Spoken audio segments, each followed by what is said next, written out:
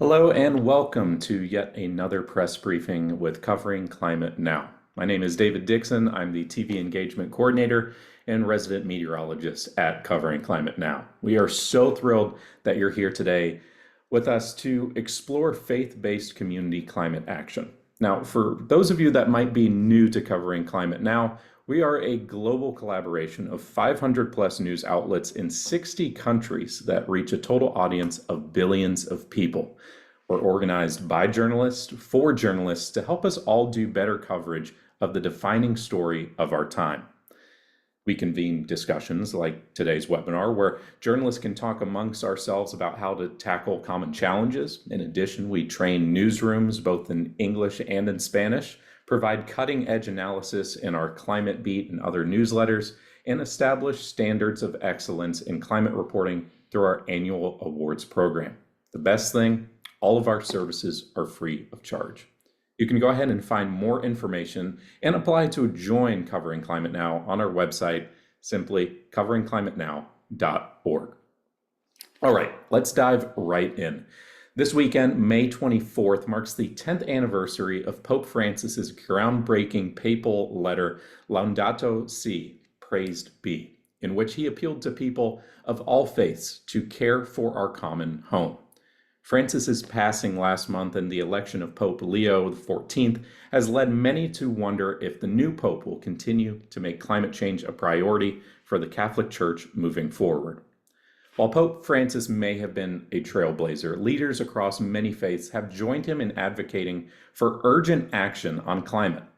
Globally, faith communities are playing a powerful role in promoting environmental stewardship and addressing climate change. We'll be talking about that work in today's webinar, and to lead us through it, I will pass the mic over to Brian Rowe. Brian is the environment correspondent for the National Catholic Reporter, an independent nonprofit newspaper covering the Catholic Church, and is a CC Now partner. He is the lead reporter for Earthbeat, NCR's vertical on faith, climate change, and environmental justice. Over the past decade, Brian has extensively covered the buildup, release, and response to Pope Francis's encyclical letter on the environment. He has reported from the UN Climate and Biodiversity Summits, a Vatican meeting on Amazon rainforest in rural Honduras, and on the connections of climate and migration. Go ahead and take it away, Brian. Thank you, David, and thanks for having us today. Approximately 80 to 85% of people worldwide belong to a religious community. That's according to most recent studies and polling. The most populous religions are Christianity and Islam. About 50% of Christians, or 1.4 billion people, are Catholic. The intersection of faith and climate action offers a wide array of stories for journalists to explore. At National Catholic Reporter, we've been examining these extensively for the past 5 years through Earthbeat, our vertical, examining specifically the intersection of faith and climate. The United Nations Environment Program estimates that faith-based organizations control 8% of habitable land, including 5% of commercial forests. In addition, they operate roughly half of all schools globally and more than a third of hospitals and health clinics, and together would represent the third largest investment group in the world. So lots of avenues and lots of entry points into this story of climate change and faith. Faith leaders also have a unique opportunity to inform people about the climate crisis by preaching about it, and to encourage climate action in their communities as stewards of God's creation, or as Pope Francis wrote in his encyclical letter, Laudato Si, 10 years ago, to care for our common home. We have a terrific panel joining us today to talk through these issues. In the first half hour, I'll pose questions to them, and in the second half hour, we'll invite questions from our fellow journalists. You can submit your questions via the Q&A button at the bottom of your screen. Please be sure to include your name and the name of your news outlet when you post your question. And while this briefing is open to everyone, please know that we're taking questions from working journalists only. Now, allow me to introduce our panel. First, we have Reba Elliott, who is a member of the executive team and head of advocacy for Laudato Si movement, where she brings 15 years of executive leadership to build a movement for this planet, our common home. She is the impact producer of the feature documentary film, The Letter, and her programs and campaigns have reached 2 billion people in 5,000 institutions. Dr. Iyad Abumoghli is the director of Faith for Earth Coalition at the United Nations Environment Program, where he leads efforts to engage faith-based organizations in addressing the world's environmental challenges.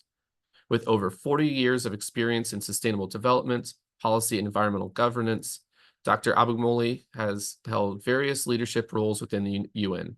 He is recognized for pioneering interfaith collaboration on environmental action and advancing the role of ethics and values in sustainability. So please join me in giving our panelists a warm virtual welcome. So we'll start with some questions now. And Reba, I'd like to ask you, as head of advocacy with Laudato Si movement, how are you feeling about the election of the new Pope, Pope Leo XIV? Are you, what is the early read on him? Are you hopeful that he'll continue the work of Pope Francis in this space and prioritizing climate change? Oh, that's a great question, Brian. Thank you so much. And thank you to David and Teresa and our friends at Covering Climate Now for organizing this terrific event. It's such a pleasure and an honor to speak alongside someone like Dr. Iyad, who's been such a wonderful friend for so many years, along with you, Brian. Yeah, so about Pope Leo XIV, yes, we are feeling hopeful. And that hope partially rests in Pope Leo XIV himself and partially in the long history of teaching within the Catholic Church that extends beyond him. When Pope Leo was elected, I think all of us were very surprised. Those of us who believe in the Holy Spirit saw the work of the Holy Spirit there, finding a candidate who was not anybody who was expected, but who seemed to be just right for the moment. And you can tell a lot about a person by his relationships and what he's done in the past. And we were really surprised to find that members of our movement, our friends and partners, had photos of him from Peru from the early 90s, where he had been with people in small villages, standing alongside the most vulnerable members of his community. And those photos continued up until the time he left Peru. And to see all of those pictures come in, people saying, I know this guy, like, it was just a wonderful sign of his really authentic commitment to standing alongside our sisters and brothers in the mud, in the jungle, in the city, wherever we find ourselves. And we're also really thankful to have been surprised that in his previous to becoming Pope, he had retweeted tweets of Laudato Si movement. He had encouraged people to sign the Catholic climate petition before the Paris Agreement, encouraging for Paris to enshrine 1.5 in the text of the accord. So everything that we've learned about Pope Leo XIV has shown us that he's someone who has a real knowledge and awareness of how the climate crisis affects all of us and the poorest and most vulnerable among us, above everyone. So we have a lot of confidence in him, but we also have confidence in the fact that popes for 50 years have spoken about the environmental catastrophe. This is Pope Francis brought these teachings to light with new relevance and urgency for today's crisis, but it's in some ways a very old theme for popes and for the church overall. And so we're confident that he'll stand in the line of those decades and decades of teaching and leadership. So following on Pope Francis, but also on, the previous popes as well. Yes, everyone's kind of reading the tea leaves of his past to see what he has said or where he might go on environmental questions on climate change, especially after Pope Francis.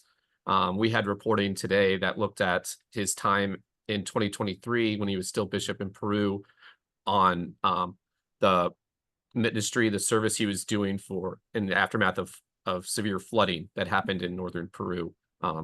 So we're all watching in that way. Are there things now that he is Pope that you're particularly paying close attention to, or Laudato Si movement is paying close attention to kind of see where he might go or when he might be saying something? I know in the past popes have said, issued statements around like World Environment Day or some of those UN designated days around ecology and environment. Are there things that you're watching?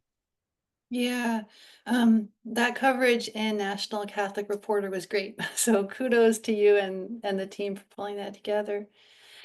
Yeah, I think that the first opportunity is probably around the 10th anniversary of Laudato Si, as was mentioned earlier, is taking place on Saturday, 24th of May, Sunday, 24th of May. And yeah, I think that a statement around that date is a good early sign. There's also an annual event that takes place in September called the Season of Creation. It's a global annual celebration of prayer and action for the environment that's celebrated not only by Catholics, but all Christians around the world. And I think that a statement around that time is something that we would look for. And then, of course, the Holy See's involvement in the COP process as a party to the Paris Agreement. It's, yeah, interesting to know what the commitment will be like, what their participation will be like this year. I think that all of those things are things that we and many other people will be looking at. Great, thank you. Dr. Iyad, you lead the Faith for Earth Coalition at UNEP, United Nations Environment Program, and that formed in 2017. What was its genesis, and why was the UN interested in religion when it comes to environmental questions, including climate change? Well, thank you, Brian, and good morning, everybody from the evening in Nairobi. Brian, you might know that in 2015, the world leaders of the leaders of the world have adopted what we call Agenda 2030 and the Sustainable Development Goals. And we believe that all the goals contribute to healthy people on a healthy planet. But there are, of course, certain SDGs that are related to the environment. But SDG number 17 is about partnership and the sort of whole of society approach to the implementation and achievement of these goals, starting from poverty to education to life above the ground and under the water and what have you. So the whole of society, when you think about it, and at that time when we looked at it, we found that there are civil society organizations that are engaged in promoting and supporting governments in the implementation. But rarely you would find a faith-based organization that is, geared towards achievement or implementation of the SDGs. And you mentioned it, more than 80% of the people associate with religion, and you quoted some numbers from our reports that they own more than 50% of schools, 8% of habitable land. I mean, look, 8% of habitable land, that is 36 times the size of the United Kingdom. That is owned by faith-based organizations. So they have what I call the three powers: the power of convincing, the power of convening, and the economic power.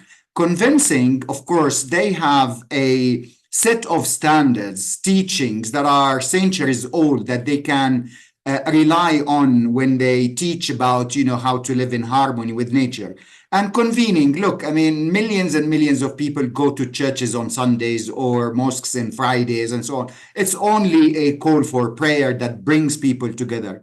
And the economic power, of course, there are trillions of dollars being invested by faith-based organizations. So we thought, of course, we didn't want to create yet another NGO or another advocacy tool.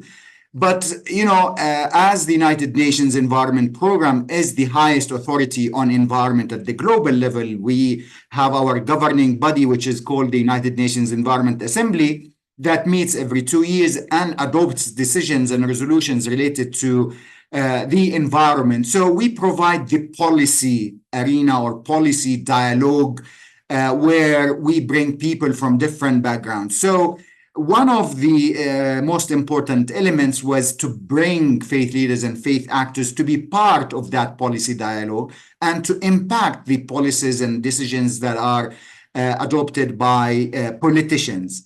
The second thing is that we thought that, yes, probably everybody understands that we have to live in harmony with nature. This is what our religions call for. But there was little understanding about the commonality of values among all religions related to living in harmony with nature. So we wanted to bring that knowledge out. So we have published several publications on, Catholic or Christianity and disaster risk reduction, Islam and, stewardship, Buddhism and interconnectedness. So we went deep into contemporary environmental issues because, environmental issues in general might be understood by the regular people. But when you talk about, specific issues like fossil fuel, or you talk about climate finance, that is not understood by the regular or ordinary religious follower or an ordinary person. So we wanted to bring that knowledge out. And finally, on the, trying to green the investments of faith-based organizations. Each religion has some standards when it is related to investing their resources, but it is related to, no alcohol, no funding of arms or what have you. But there's nothing about no harm to the environment. So we wanted to bring that upfront into the investment priorities and standards for faith-based organizations. So they also contribute when they green their assets. Imagine greening 50% of schools at the global level. That is humongous, and that contributes to reducing, of course, the carbon footprint and the impact on the environment. So this is why the Faith for Earth Coalition was created. And to support it at all levels, we created 5 councils. The first council is the Council of Eminent Faith Leaders. Pope Francis was one of the highest faith leaders. We had Imam al-Azhar, the highest Islam, and so on. And then the Council of Young People, the Youth Council, because young people have a lot to say and have their energy to implement, the goals of the Sustainable Development Goals. We have a Women Council because we wanted women voices. We wanted to address gender issues as related to religions, but also as related to the environment. And we have the Religion and Science Council because we wanted to bridge the understanding between the scientific evidence and the religious teaching. And finally, a council for accredited faith-based organizations because we have at our board or governing body accredited non-governmental organizations. And when we started, we had none of the faith organizations. And currently we have 90 faith-based organizations as members. So we have created that platform, that forum where people from faith backgrounds can come and discuss policy issues. Thank you for that. You mentioned the convening aspect of bringing religious leaders into conversation with policymakers. What do you see as the necessity or the value of bringing religious voices into those kinds of policy conversations, whether it's around climate change, or I know that faith organizations have been present at the biodiversity summits in recent years as well. What is the hope that they bring into those conversations? Well, I mean, the simplest example is, as Reba mentioned and everybody was talking about, Laudato Si. I mean, Pope Francis, his leadership, his thinking, and his understanding of our relationship with the environment, and of course, as related to the poor. The leadership is one important aspect. And when a priest or an imam or a monk speaks, people say amen, and they listen, and because they speak not only of the power, but of the conviction in their religions, of the standards that have been there for centuries. So it is the word of God that is, being said, and nobody can, of course, debate that. As opposed to bringing a scientist and immediately people will start, oh, where is the evidence? How did you do the data analysis? How did you collect your data? So they debate scientists. But when you have a leader, a faith leader speaks, they speak of power, they speak of knowledge, they speak of practices, and they bring traditional knowledge, because we know that indigenous people of faith have been living in harmony, have been practicing their sustainable relationship with the environment and with earth. And now, the development, economic, priorities have taken over, and consumption, of course, and practices of the people. So we need to bring that back to the understanding of the people. In the past few years, the first interfaith summit that was held and called for by Pope Francis, and then we followed it up by holding one in Abu Dhabi and one in Baku. I mean, dozens of faith leaders came to agree, first of all, on the common understandings of all religions, which brings backgrounds and religious backgrounds together. But second, their commitments, and each of the interfaith statements lists what faith organizations and institutions are committing to do, but also it represents their call for action by the policymakers who control how things move on. So leadership is important, and it is very valuable. We have seen programs launched by many religious institutions in the implementation of their own teachings and understanding in living in harmony with nature. Thank you. And I think we might hear about some of those next. Reba, for you, with Laudato Si movement, we mentioned that this weekend will mark the 10th anniversary of the release or the publication of that document. Laudato Si movement formed in early 2015 in anticipation of Laudato Si, of Pope Francis issuing this major statement. What has the work been like over the past decade for Laudato Si movement? And how would you assess how Catholics have responded to what Pope Francis called for in that document? The work has been fast. As Dr. Iyad said, yeah, there's been the response of people of faith, I think, across the board to Pope Francis has been really incredible. And we at Laudato Si movement have been so lucky to work alongside partners like Dr. Iyad and so many others who have come together and coalesced into this movement. I can share a few examples. I can share a few stories from the last 10 years. We have a program for training grassroots champions, people in communities who want to do something and they don't know quite how to get started. We have a training program, and we've trained 18,000 of those people who we know are active. We know that these people are leading events in their communities because we get photos.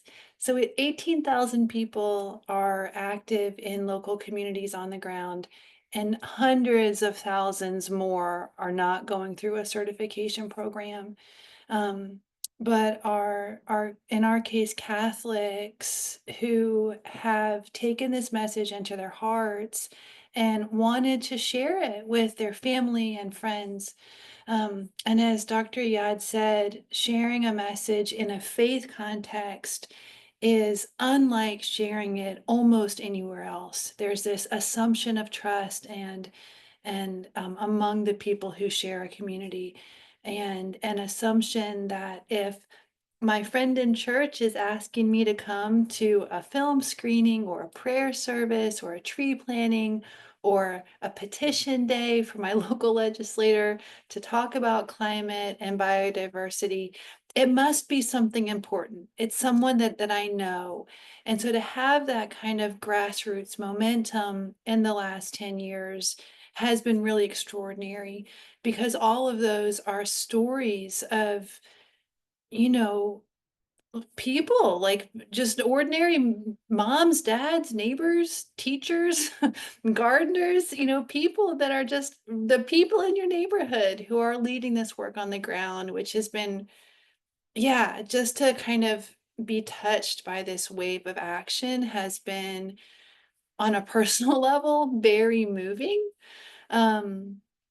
But there are also signs of that institutional leadership that Dr. Iyad was talking about.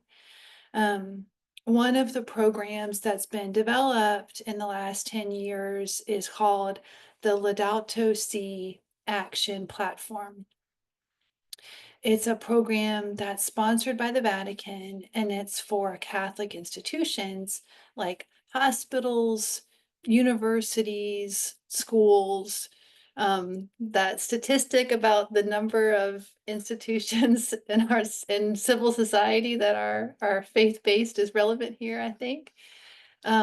It's a platform for those institutions to become totally sustainable. There's this phrase that Pope Francis used in Laudato Si called integral ecology. And what it means is that everything is connected. We can't just install solar panels or put those low flow faucets into our sinks. We also need a different economy and different spirituality, different culture, different systems of education. So this platform, the Laudato Si Action Platform, helps Catholic institutions develop that integral ecology, install solar panels, but also divest from fossil fuels, and also help your communities be more resilient. To have that sponsored by the Vatican is a big deal.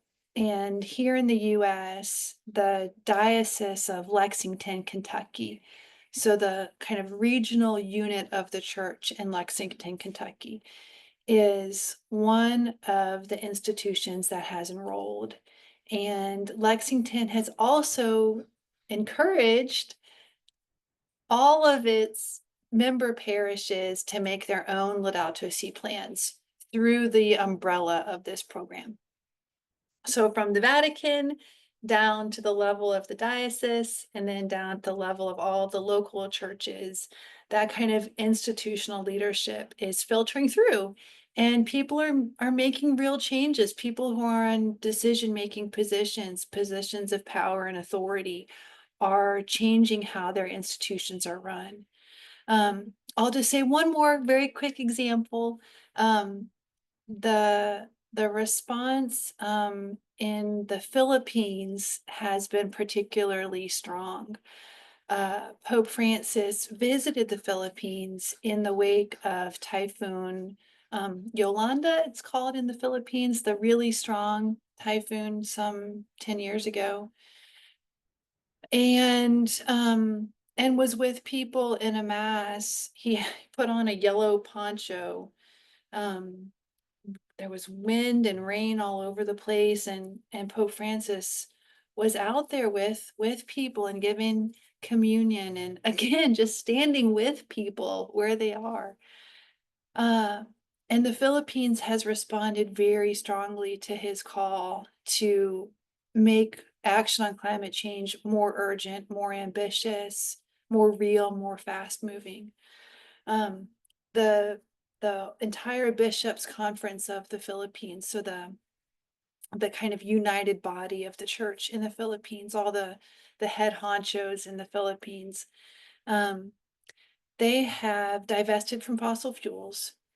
They have encouraged all of the Catholic institutions in the Philippines to drop fossil fuels.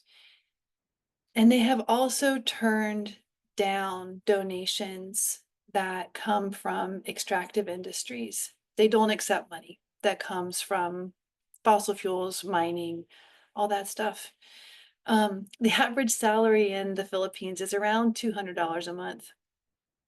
And these bishops are making this really courageous and bottom line affecting decision that they're going to practice what they preach, that they're going to really act on their values. One of the Filipino bishops, whose name is Bishop Jerry Alminasa, was in France this past week because French banks are financing fossil fuel projects in the global south. It is colonial extractivism in the most plain and obvious way.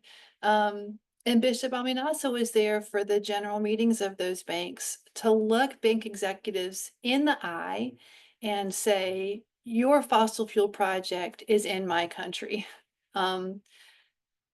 France, I'm here to deliver a message of moral leadership to you directly, to call on you as someone from the global south speaking to the global north, please make different choices.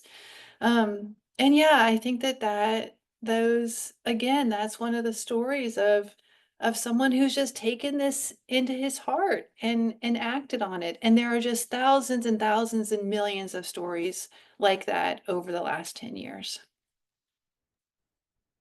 Thank you. That was a nice summary. I know there's a lot that's happened just from our own reporting in the past decade. So here's a question for both of you. Covering Climate Now just launched the 89% Project, which is a global media collaboration aimed at highlighting the fact that the vast majority of people in the world care about climate change and want their governments to do something about it. But the fact is that's not widely known or discussed. So that helps explain why the 89% don't know they are a part of the global majority. A similar phenomenon we can see playing out in religion. A recent study surveyed 1,600 mostly Christian leaders, and nearly 90% of them said they believed human-caused climate change, nearly 90% of them of whom believe in human-caused climate change, yet half of them said they never discuss it in their sermons or teachings, and only 25% or a quarter have mentioned it once or twice.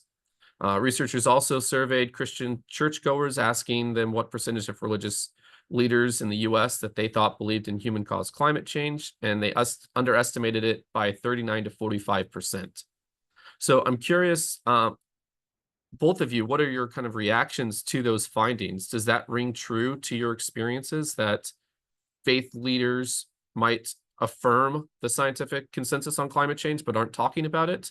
And how are your organizations working to encourage faith leaders, especially priests and imams, to talk about congregation within their faith communities?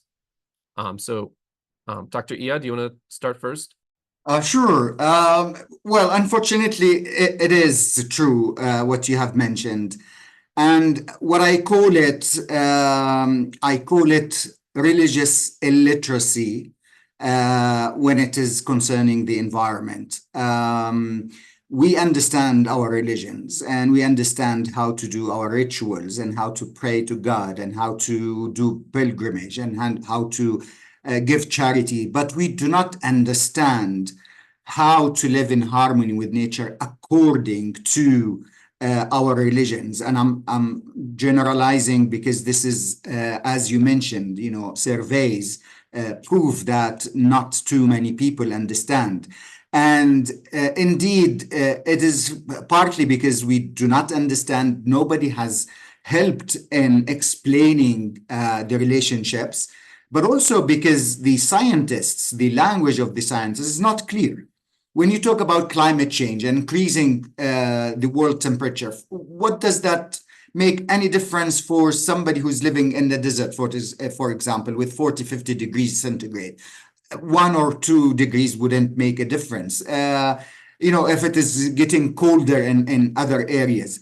So that needs to be explained in plain language to the people to understand that it is not an abstract science that we're talking about. It is about, impacting the society, impacting the farming, impacting the water resources that we get hardly in many cases. It is about, agricultural practices, the plants that they produce and so on, that this will impact their livelihoods. So when we, try to explain that, then probably you will expect, as we have been seeing for the past few years, that the attention has been increased by regular people wanting to understand more.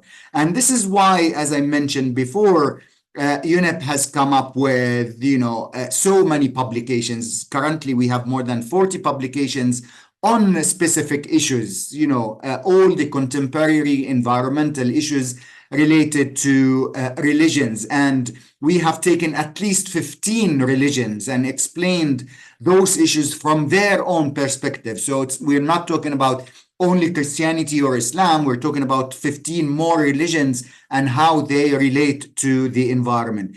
But also, it is important that you provide those, to those, who are underprivileged. So not only we published, printed material, but we have also issued online courses, free courses that are available for anybody. There are 9 courses out there, with the plain language, explains everything and makes the scientific knowledge in a very plain language that could be understood by everybody. So we have been doing capacity building, workshops, webinars, every opportunity that avails itself, we're utilizing it to bring that to the knowledge of everybody. The most important part is that we speak to the leaders. And I mean, not only at the level of the Pope, but going down to a priest in a very, local village. This is where something like Laudato Si or Al Mizan can be of benefit. Those documents will enrich the knowledge of those local leaders who have access to local communities that can make that understanding available to their followers. Thank you. And Reba, do you have thoughts as well? Sure. Yeah, I'm totally appreciative of the work that Dr. Iyad and his team have done to collate all that study on how different religions have approached the environment. And yeah, I think that there is something in the fact that so many of us, people of faith and secular people, are aware of the climate crisis, and yet we think that others are not. There's that strange gap, that strange disconnect, that we don't know that others think the same way that we do, have the same awareness that we do. I think that has a little bit maybe to do here in the US in particular, with this perception of polarization around climate change. There is some truth to the issue of climate being polarized. But I think that the studies that look at polarization around climate are limited because they miss this really essential fact, which is that there is still within the US a big group of people who are centrist and open to different opinions and perspectives.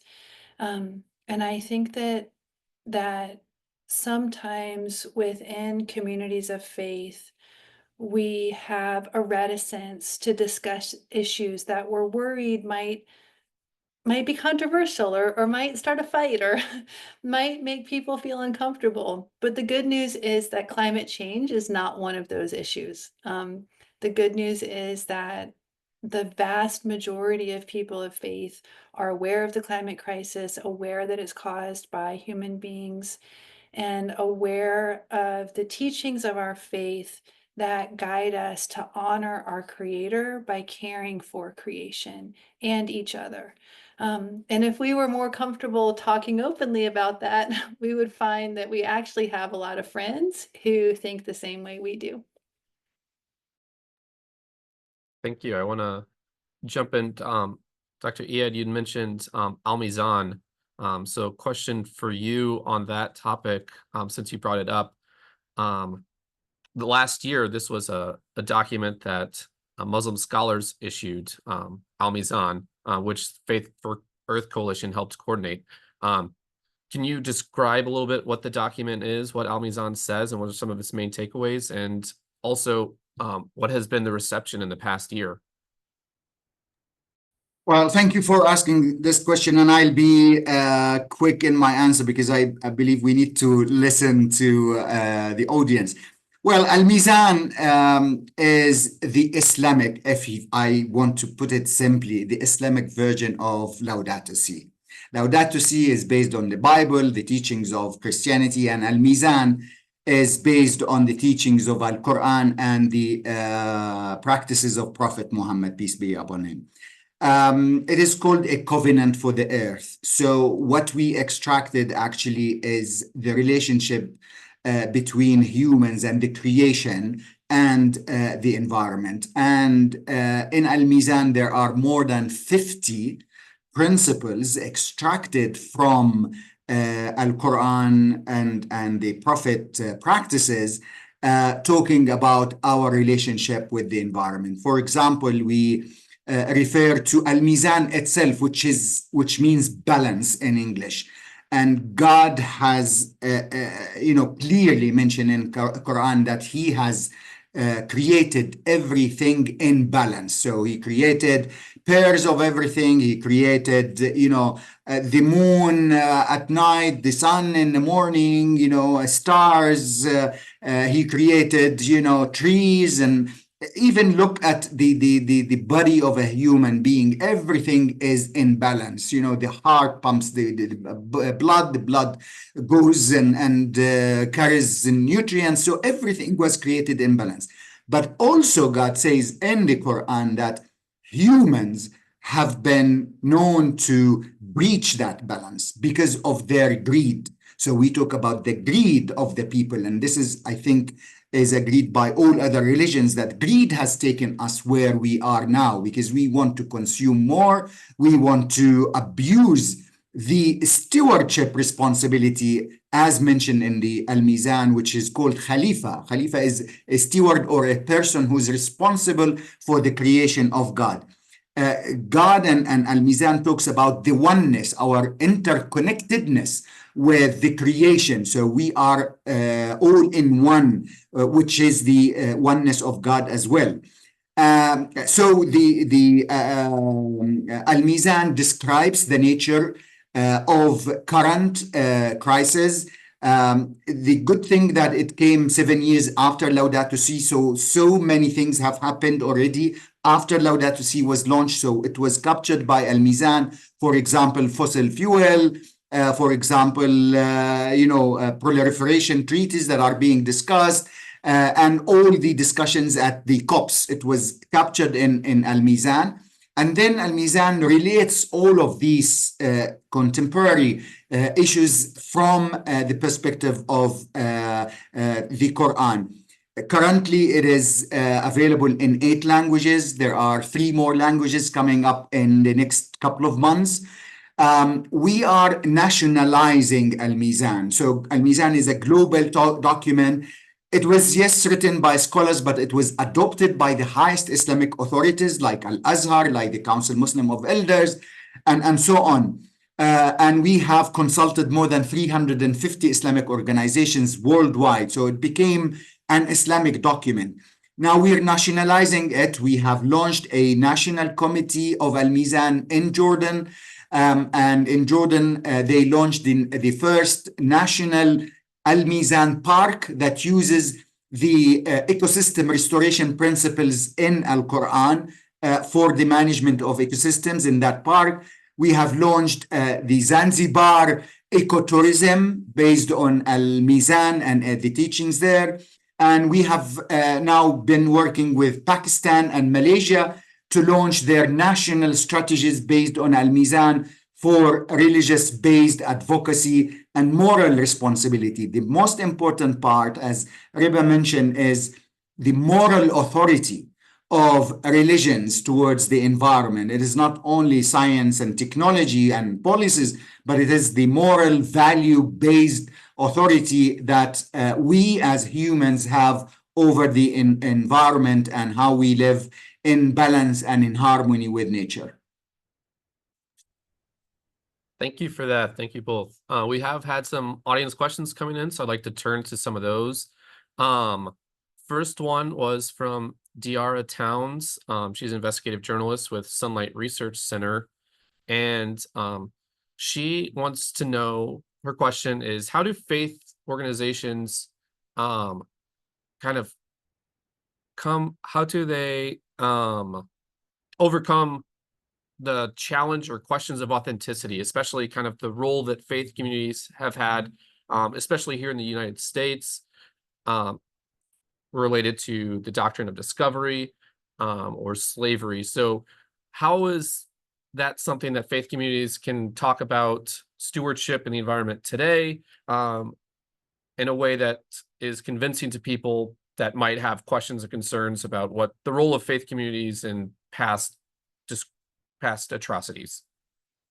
Yeah, that's a great question, and thank you. I think I'm sorry if the name was Daria. I couldn't quite catch it, but thank you for asking the question. Yeah, that's a really great question, and I think that it would be disingenuous to not acknowledge that faiths, and in particular Christianity, and in particular Catholicism, have had in subjugating peoples and the rest of creation, animals, plants, lands, waters that have been abused and used, and entire communities. And yeah, I mean, communities in the sense of individual places of people living, and communities in the sense of peoples in themselves that have been similarly abused and mistreated in the name of religion. And it's difficult to square that history with a worldview that says that every living creature is to be treasured, and that all people have equal dignity and worth.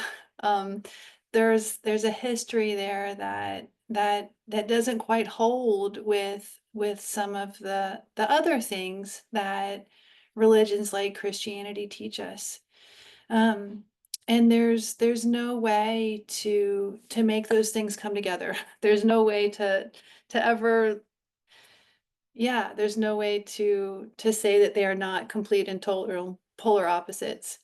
And I don't want to justify or apologize for anything that has been done in the past or is happening now or maybe done in the future. I don't think that's possible. I will briefly say that the Catholic Church has tried to, in some ways, not in all ways, but in some ways, it has tried to be more mindful of that role that it has had, and in some ways still has. So I can give a couple of quick examples. One is that a few years ago, there was a global gathering of leaders of the church called a synod. And this synod was Synod on the Amazon. And Pope Francis organized this global event in order to help the church reckon with its past in the Amazon and to better understand how every Catholic in the world can now learn from and be guided by the Amazon church today. We were doing some work. Laudato Si movement was doing some work around this synod, and as part of this, we were reaching out to traditional indigenous communities there, and some of the people that we talked to said, "Look, we can't collaborate with you until we check with communities on the ground to see whether they are comfortable working with a Catholic organization," and all of the communities that were approached said that they wanted to work with Catholics because Catholics in the Amazon today are seen as protectors and champions of traditional indigenous communities. So I don't think that I'm sharing this to say that there's no way to square up some of what has been done and what continues to be done in subjugating and dehumanizing people and in subjugating and exploiting the natural environment. There's no way to square that up with the belief that we should respect and care for each other. And at the same time, to say that my impression anyway, and others might think differently, but my impression is that in some ways, the Catholic Church is trying to be more conscientious, and to play a more coherent role now. But yeah, thank you again for that question.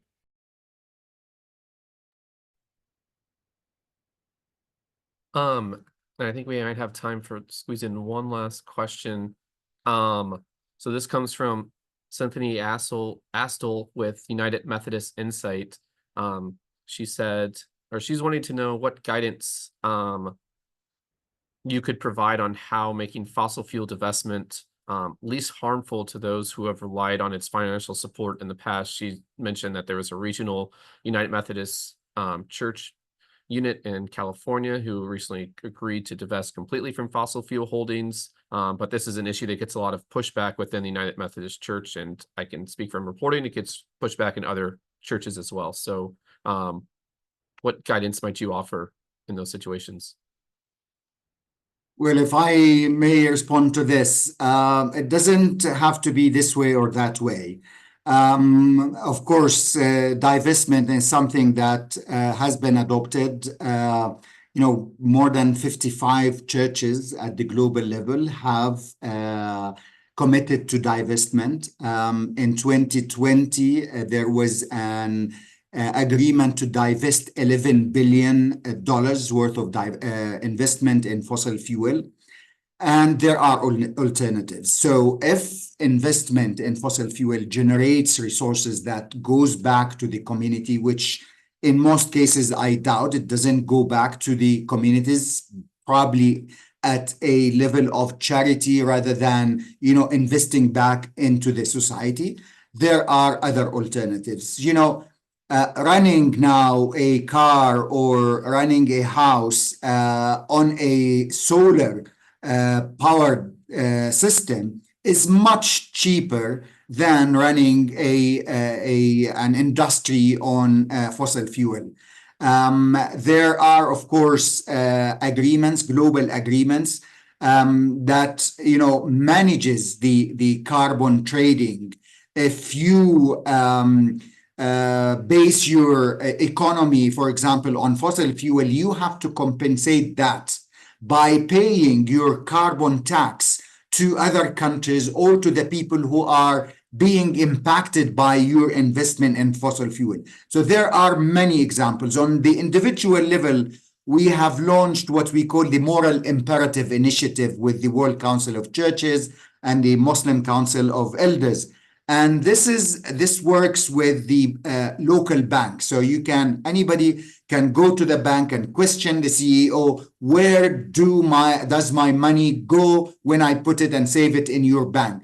How are you treating it? How are you using it? Are you investing in fossil fuel? Are you investing in environmentally harmful investments? So this movement has started, and we have dozens and dozens of people who have done so, and they have even changed their banking system because they do not uphold the sustainability principles. So there are always other alternatives, and this is why we're saying knowledge is important. We are the most knowledgeable generation ever existed on Earth, and we have everything under our fingertips. It needs to be scaled up. All these innovations here and there, they need to be the mainstream rather than an innovation here and there. So when we start applying, when there is there are global agreements, but when it translates to national legislation and regulations, of course, sustainability will be the norm, and it will provide the answers and alternatives to all these issues that we fear that if we don't invest in oil, then where are we going to get our resources from? So I believe there are alternatives. Thank you. And that's definitely an aspect that's ripe for more reporting, is the relationship between fossil fuels and investments and for faith communities. So we're getting close to the end here, so I'd want to give both of you just one last minute for any closing remarks that you might have. Reba, do you want to start? Sure. Well, first, just to say thanks again, Brian. Thanks to Covering Climate Now. Thanks to Dr. Iyad for the opportunity to speak alongside him. This is such a pleasure, and really grateful for all of y'all who have turned up and listened for this conversation and for sharing your questions. I wanted to mention quickly that on the next Friday, there is an event for Laudato Si Week. So this is the celebration of the 10th anniversary of Laudato Si. There is an event at 1500 Rome time. So that's 9 a.m. on the U.S. East Coast, 6 a.m. U.S. West Coast. That event will highlight stories from the ground all around the world, give a sense of that united action and momentum, as well as touching on some of the big picture progress that's been made. So would love to have anybody there who would like to come. We'd be so honored to share our stories with you. And yeah, hope to see you there. And thanks again for everyone for the event today. And from my side, of course, I invite you to celebrate the World Environment Day. That is coming up on the 5th of June. And the main theme for this year is beating pollution. So try in your congregations and discussions to bring up the issue of pollution, because it is causing at least 6 million deaths of children every single year, and many, many more with adults. Another thing that I wanted to mention is that please refer to our website. We have plenty of resources. We have guidelines on sustainable living by faith actors. We have guidelines on greenhouses of worship. We have guidelines on how to protect biodiversity by faith organizations. We have guidelines on how to plant trees that are called God's trees.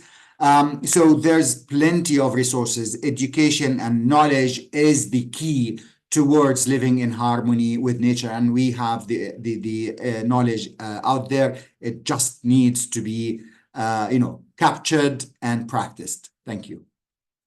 Well, thank you, Dr. Iyad. Excuse me. Thank you, Reba, as well, for your time and the conversation today. I am going to pass it back to David now.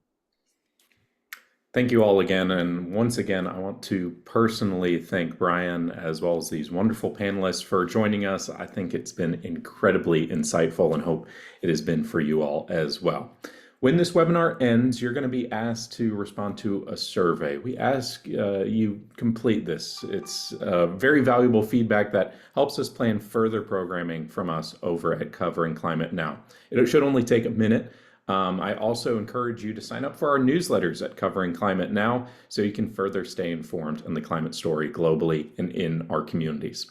I also hope you'll join us for another webinar we have coming up here at Covering Climate Now tomorrow, May 21st at noon Eastern Standard Time in the US, in which we're going to be highlighting how climate change is fueling changes to the extreme weather that we're going to be seeing this summer, from supercharging hurricanes to intensifying deadly heat.